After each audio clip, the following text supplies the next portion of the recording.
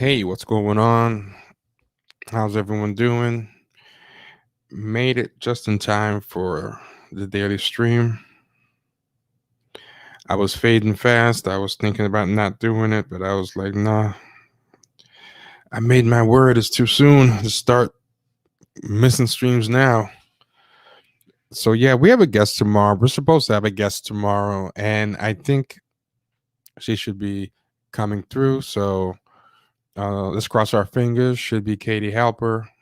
And I'm going to talk about something funny that happened yesterday.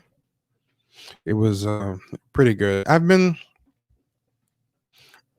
starting my resolution late for 2021, but my resolution was to try to watch as little TV and taking as little content as possible, except for occasional sports, and even the sports, mostly the playoffs. I feel like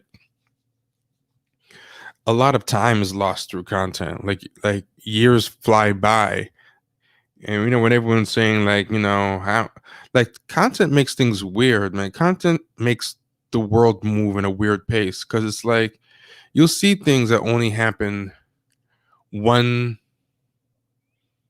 one month ago, and you'll be like, that was a month ago. It feels like 5 years because so much useless information and news and information overload has been, and gossip and all this stuff and TV binge shows cycles have come and gone, that in that 1 month of time it feels like 5 years worth of stuff has happened. But then you'll think of something else that happened 10 years ago and you'll be like, yo, that was 10 years ago. I could have sworn that was only 2 or 3 years. Where does the time go? And that's one thing about content and numbing. I think because content is something that's like anesthesia and numbs you and renders you unconscious, you lose your ability to track time. And I think our overloading of content as a society is what makes time move so weird for us. Things that happened like last month feel like they happened like 5 years ago, and things that happened like 10 years ago feel like they happened like 2 or 3. It's really weird.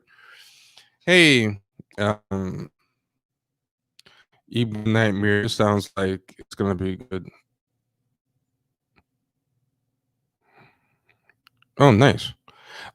Yeah, I didn't do Periscope. I didn't do Periscope tonight just because I didn't feel like doing it today. Um, no particular reason. Hey Jinx. Hey E-Boy Nightmare. How's it going? Yeah. I thought this guy was setting up to troll. So I saw this coming and then got hit with a nice message. Oh, that's nice. Appreciate that. No, I was saying that um yeah, no, you were. That's what I'm saying. Like I've been so used to getting hit with trolls that when I saw you say I'm about to drop you a message, I was like, oh boy, what's it gonna be? And then it was a pleasant surprise. So thank you. That was me thanking you for a nice message. Um, I don't know about the hater. I don't see a hater. I missed it. I do not see a hater, B Scott. Hey, how's it going, E-Boy Nightmare? How's it going, Jinx? How's it going, Sly? How's it going, B Scott? Yeah. Uh, did y'all see what happened with our friend Professor Crunk, Brittany Cooper? We talked about her before, and she said we always talk about her, but she said this. I thought this was great. She was on Twitter yesterday, and this thing went super viral. This thing went off the chain. Hey, Cave Boving. Hey, Rock the Mic. Um, she said this. Why do modern college kids know how to send a formal letter/email? I thought everyone knew to begin, Dear Professor F, I just love it, or Dear Dr. X. Instead, these kids say and get emailing me, hello there, or hello, no name. Why are they like this? And a lot of people got on there about that. I got 6,500 quote tweets. People were going in on her for being like an elitist or a snob or being so annoying and all that. And what was really funny, and this is the part that I found really funny, is somebody in her replies who's also a professor weighed in, and this person was even crazier. This person was even nuts. I didn't think people use Periscope like that. Now that I know a lot of you actually like Periscope, I'll include it going forward. So this Dr. Jessica N. Pabon, and I don't know, just screamed Jessica Krug vibe to me. I don't know, but she adds in, I used to do this thing where I would walk into class, throw student papers in the air, and walk out. Give them a moment to be like, what the fuck just happened? Then I'd come back in and say, this is what it's like when you email me without a salutation, explanation, or subject line. And so, like, both these people are so self-important. But this is what's funny. Somebody pulled up this on her Rate My Professor. So on Rate My Professor, well, actually, let me back up a little bit. So she put that up, and that was insane. And she got ratioed. She got even attacked even more than Professor Crunk did.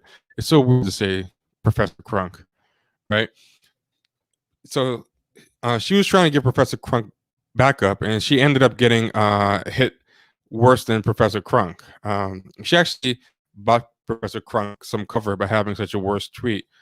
But somebody pulled this up off Rate My Professor about this woman, right? And this is hilarious. And I feel like this is really showing how social media and low-level celebrity and this kind of childishness that's permeated everything has really degraded so many things.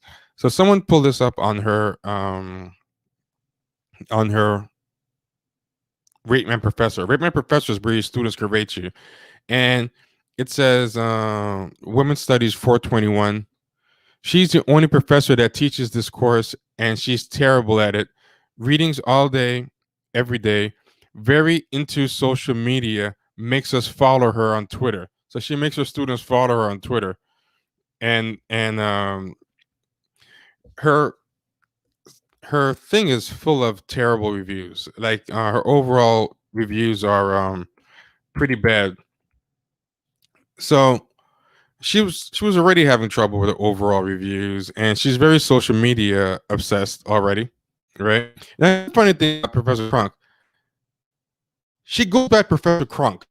How much respectability can you claim? Or you're not even using slang. You're using old, outdated slang. Like Crunk was like hot for like 6 months, and she unfortunately made her name off of it. And it's like you're not even holding up any type of example yourself. You know, like your name, you go by Professor Crunk. You call yourself Professor Crunk. You pretty much have no standing. I mean, they're probably picking up from the fact that you actually call yourself Professor Crunk and have a book called Crunk Feminist, that it's probably very cool to be colloquial with you. It's so silly how unserious she is, but at the same time takes herself too seriously. Would she get mad if her students sent her an email addressing her as Professor Crunk? Is that a good compromise? Maybe. Who knows?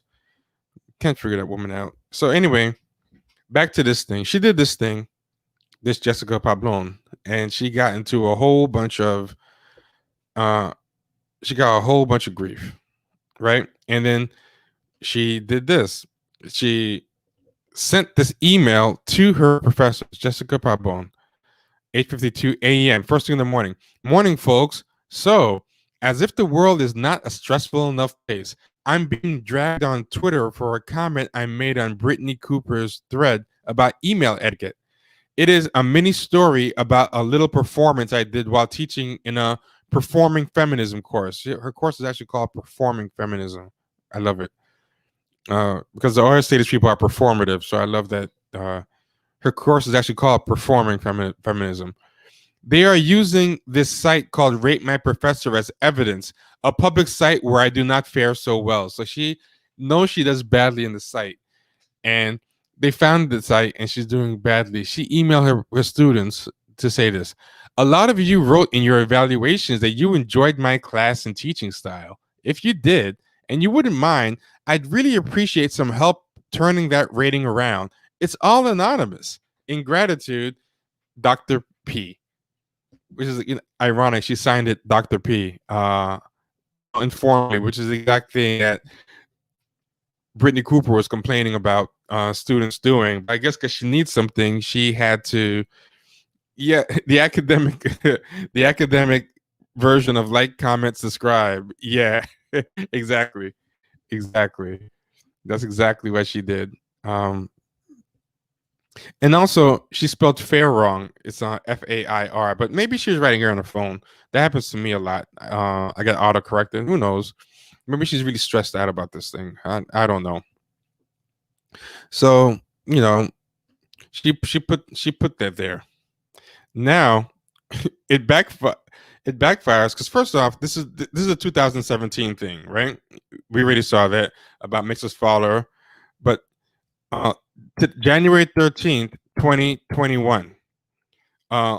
Awful quality 1.0. I'm spending 32,000 to go to the school, and my professor is emailing me about a Twitter argument she got into. Absolutely ridiculous. So this thing backfired, and people started hitting her, Rate My Professor, more. All her current students. She needs to get off Twitter and live her life. 1.0, awful. 2.0, awful. She cares more about her weird Twitter drama than the actual class. Would not recommend. So again, ingratitude, Dr. P, informal.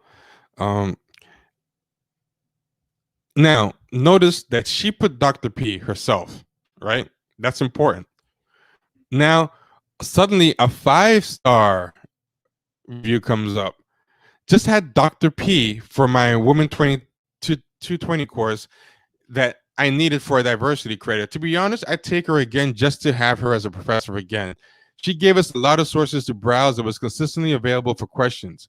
Emailed back immediately. She wanted the class to interact, and no answer with her is a wrong answer. Excellent course format, too. Another positive 5-star review. Also, these ones claim 5-star review. Dr. P is an amazing activist, feminist, and professor. She is passionate and wants to change the world and uproot racism, sexism, and so much more of the source, and that comes through in her teaching. She uses self-expression, art, and social media for projects, giving room for growth and transformation. Highly recommend her.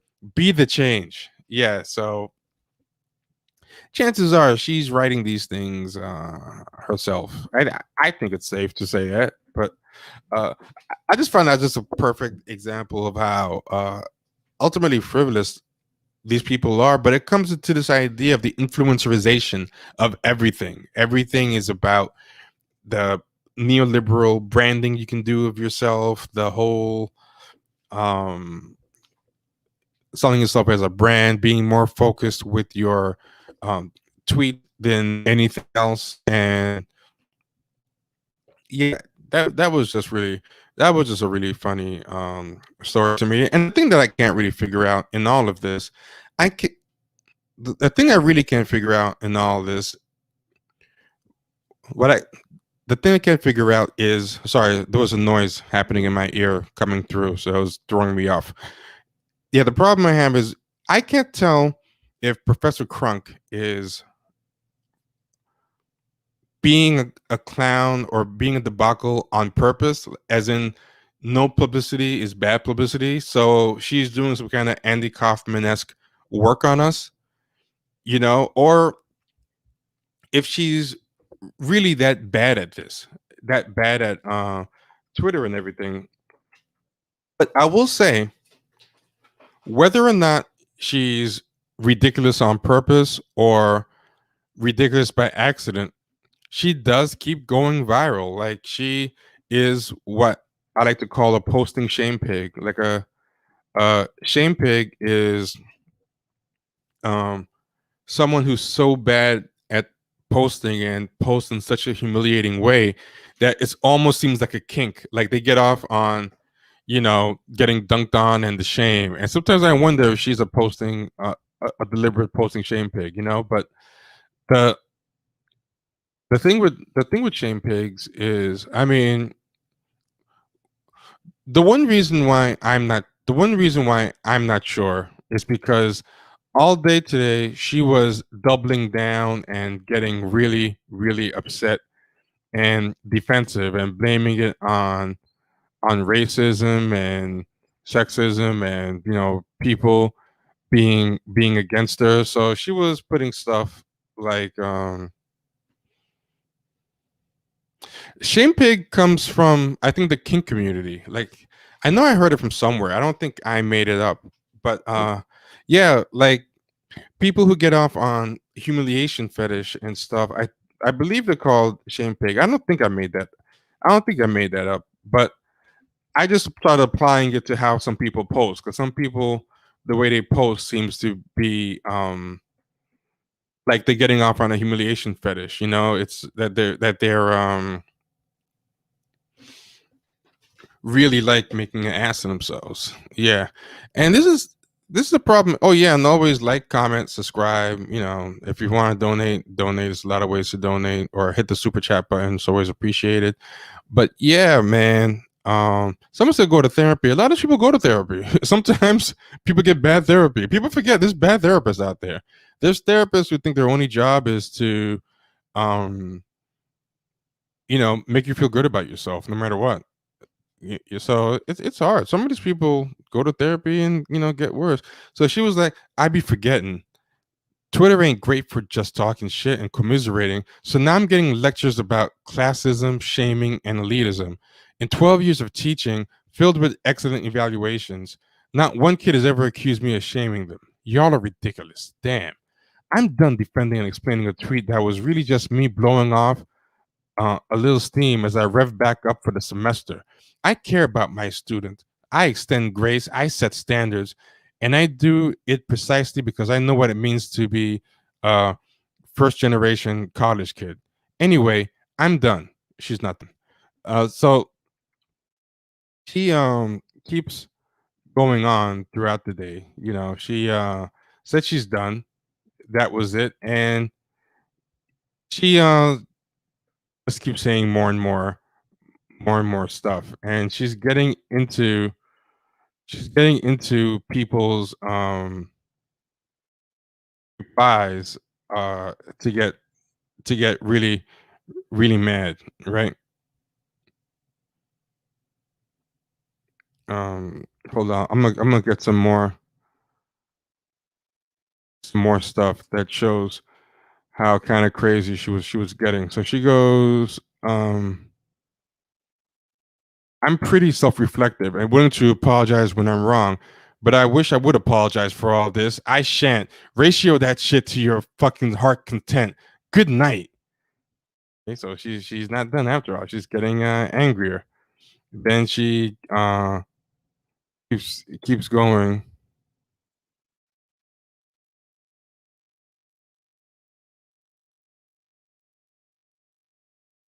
That's the whole thread. I do think folks should reflect on why a tweet that was really about me asking to be addressed by my name and title as the black woman in the academy received thousands of retweets and a few hate mails telling me I ain't shit and that I'm terrible to students.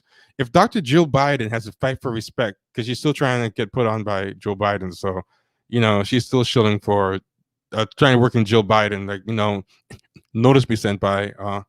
Hope she sees this, Queen. Um, what do you think that's like as a black woman professor?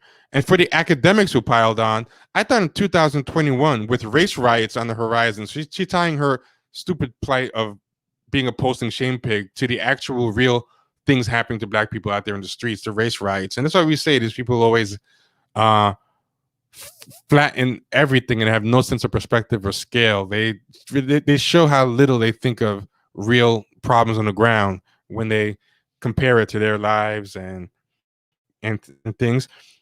uh, that you understood intersectionality and the basics of how shit is different for Black women. The pile-on from academics and grad students I actually know feels unnecessarily extra, especially those of you who claim to understand Black feminism. So basically, if you understand Black feminism, you can never criticize Brittany Cooper's tweets ever for anything. Just know I saw it and or heard about it. Those of us who are more liberal can be bullies too. We can be and frequently are mean as shit to each other in the name of wokeness. We don't take up arms, but damn if we ain't lethal with words. Not infrequently, I get death threats. I love talking about death threats. Everyone gets death threats on the internet if you say anything with no exposure. But going on, and other forms of harassment for calling out white supremacy. That doesn't mean I am not above critique. But y'all, did you look at those awful thousands of comments I received yesterday from folks who appear to be more liberal? Like, what does being liberal have to do with it? They weren't getting mad at you because you're a race. They were clowning you because you're ridiculous. A lot of them are Black and liberal. I work really hard to educate in ways that open up academic spaces rather than replicating exclusion. I don't agree with those who suggest that having professional standards around emails replicate those harms. So, I mean, I don't know. I, I can't tell. I can't tell if she's there's more. I can't tell if she's doing a bit or not. Like she's being obnoxious and crazy on purpose to build up notoriety on some all publicity is good. But even if we disagree, do y'all feel that I deserve that level of pile-on? And if so, what level of moral high ground do we have to stop the bullying and violence on the right when the only difference is that we don't kill people, but we try to soul murder people? So now she's making it into a existential threat for the country and this post-Trump era, and it's on par with the alt-right, almost killing people. The only difference, like that, like it's a minor difference, is that we don't kill people. Like okay. So anyway, I don't expect agreement or reflection here. I do hope folks hear the levels to this though, and I am tempted to offer a list of ways I have worked to accommodate my students during this awful pandemic. But why defend myself when my record reflects care and grace with them? Yeah, so she actually done yet? Was there more? Oh no, she wasn't done. I thought she was done. No, there's still more. Okay. Academe has a record of extreme violence toward Black women. Folks want us to bend over. This is not because you're a Black woman. To be generous, caring, kind, but the minute we ask for a modicum of respect, first off, I've seen her be horrible to any Black woman that disagrees with her, especially if they're saying something nice about straight Black men. Like I saw her lace into a Breonna Taylor activist from Kentucky, one of activists who have been working hard for Breonna Taylor on the ground. She was doing this thing where she was trying to use Breonna Taylor to build points for herself and to bash Black men. So when George Floyd happened, she was like, it's funny that when a Black man dies, everybody cares and everybody comes out and supports the Black man. Everyone is saying Black Lives Matter. But when Breonna Taylor died, she had not a single tweet about before this. She goes, nobody cares, nobody protests, and it's because of it's a Black woman, and that's why we need to listen to more Black women. And she only ever brought up Breonna Taylor. This was the first time bringing her up, only to minimize George Floyd and also big herself up and to do some stupid gender war stuff. So various Black women, protesters and activists and whatever, saying, why are you erasing our efforts? We've been doing protests for Breonna Taylor for the longest time in Kentucky, and lots of people come out, both Black men and Black women. So we don't appreciate you talking like this about Black men, and we don't appreciate you erasing the work of other people who did. I don't know what kind of cheap points you're trying to score off Breonna Taylor, but you need to stop. And she got nasty and ripped into them and called them names and was nasty. And so this idea that you care about extreme violence towards Black women or treating them any certain way, like you don't. You just use them when convenient, but you don't really care about anybody but yourself. And you actually treat people who are involved in the protests and the struggles and all that black women with contempt, on that topic of um, the riots and stuff. But you don't see anything wrong with that. But you have no problem connecting your stupid, silly tweet about emails to those same riots. So basically, attacking black women who are involved in the protests and riots is not the same or as bad as, not a bad thing. But people attacking you for a silly, ridiculous email is somehow equivalent to being attacking the riots and the protests. Like, this what I'm trying to say? Like she has no problem elevating her trivial thing to the level of the riots and the protests, but she also has no problem actually talking shit to black female protesters. Yeah. Yep. Uh, didn't she chase down someone else? I saw it too. Didn't she chase down another black woman on Twitter for disagreeing with her several times? She's done that several times, uh, plenty of times. That's what's funny. If anybody's seen her on Twitter, you've seen her do it. The thing that you're talking about might not even be the one I'm talking about. You know. So, yeah. So I find that funny. She goes, folks want us to bend over backwards, to be generous, caring, kind. But the minute we ask for a modicum of respect, you're never generous, caring, or kind. That's a funny thing. No one expects that of you. To a sort of standard of treatment, we are ridiculed, attacked, gaslighted, bullied, and disrespected. You can disagree with me vigorously without attacking my entire record, intentions, character, etc.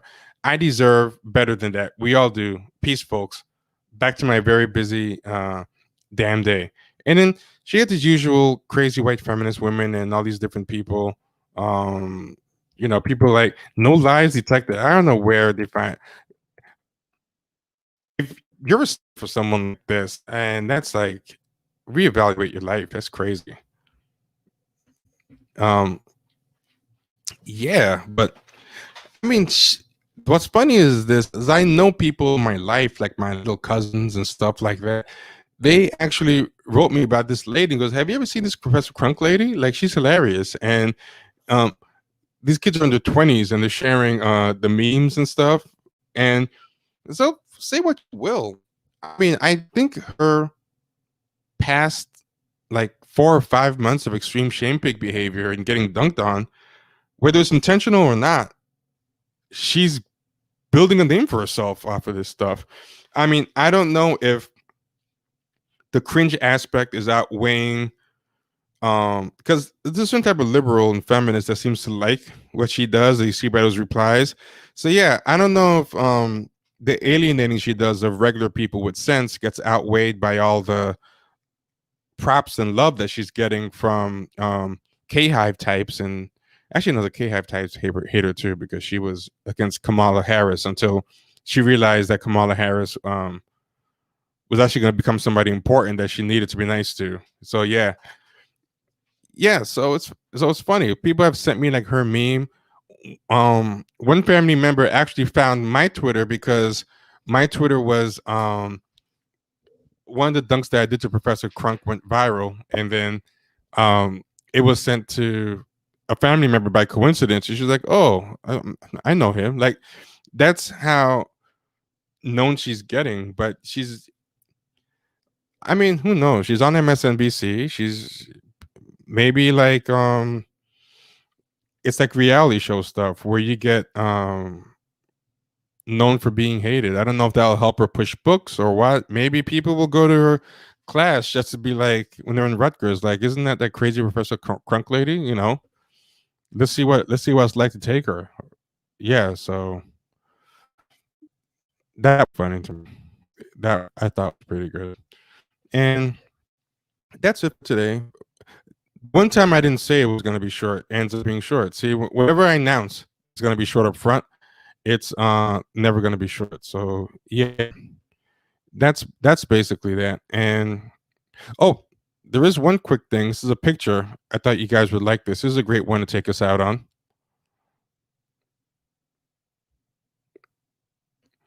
Yeah, I mean, if she's doing this by accident, then she's funny like Jamel Hill. But if she's actually crafted a character called Professor Crunk who keeps stepping on rakes and smacking herself in the face every time she tweets, then she might be Andy Kaufman-esque comedic genius. Where it won't be till after she dies we realize all the bits that she was doing all along. Who knows? Who knows? Maybe we're underestimating her, and the joke is on us. We're being worked. Maybe we're the marks. But uh, Jared Ball, when he came on, told me about the Black Lives Matter credit card, and I was like, "No way! Is that an official name for it, or is there an actual Black Lives Matter credit card?" And he's like, "No, this was a real credit card that was done in partnership with One United Bank, and it was officially signed off on by Black Lives Matter." And then he sent me this, and sure enough, this is the credit card. And the credit card, the artwork, they made it look dope. I have to give it to them. And they did that making black people look blue thing that was very popular around the time of midnight. And I will say, as bad as the black art is now, we are living in a golden age of black cinematography, which makes sense because these people, their work is the basic level of memes and stuff. So it's like, what are memes like? Memes and Instagram and influencing is all about putting filters on things. So of course, when they get a chance to make movies, they make movies the way they slap filters on Instagram and Snapchat and via Photoshop, So it makes sense that they'd actually be very good at the flashy, saturated visuals because that is one thing being shallow and into optics and making memes does prepare you for is designing stuff. And that's something that I think a lot of these people um, are good at. But the thing with making art through memes, you don't really like know how to draw or do all these things. So when you slap filters, you still need an original image to work with. So you take the image from something else, and then you slap the filters on that. So they still end up referring to older art or just straight up using it, like that the civil rights photos, but they do manage to make them look colorful and do all this crazy stuff to them. And I will say that the modern black creative stuff, Queen and Slim, Moonlight, all this Insecure, even though I'm always kind of underwhelmed by the writing, it does look beautiful. I'll give him that. And these cards look cool too. But yeah, Jared Ball sent me what he was talking about after he did the interview. He tagged me with it. So yeah, this was a real thing. I mean, I believed him. I didn't think he was lying, but I just wasn't prepared to actually see it. So that was crazy. I'm gonna look up more. I'm gonna look up more about that and see what that was about. But yeah, I mean, that's it. Patreon.com/champagne sharks. Become a member. For people who've been trying to join the Discord and have been having problems, had to keep writing me. There was a setting that was messed up. I figured it out. I fixed the setting. So all those people who've been trying to join and haven't been automatically set up with the Discord, when they try to join the Discord, and I had to manually walk you through it, all that's fixed now. So join, get all the bonus episodes, get the bonus materials, get all the book club and movie night access to those discussions, and we'll give you an invite to Clubhouse, the social media app, if you want that, and we can walk you through that as well. And you can talk to us over there when we set up our weekly chats. Get the super chat if you've been enjoying the stream. If you want to support us by PayPal, champagnesharks@gmail.com. And Venmo or Cash App, hit us at Champagne Sharks. All of it's appreciated. Thanks a lot. Everybody be good. And we'll talk to you. We'll talk to you soon. Thank you, Salam, Chris Kilgress, Harlow, Bongani, Sly, Huey Freeman, 2008 B. Scott, KBO Viewing, BMBC 1310, David Gonzalez, Huey Freeman, Disco Biscuits, TJ, Sean Breezy, Jesus, all y'all. Stephanie B, how you feeling? David Gonzalez. I didn't shout you all out at the beginning, so yeah, rock the mic, Nicholas, E-boy. Everybody be good. Take care.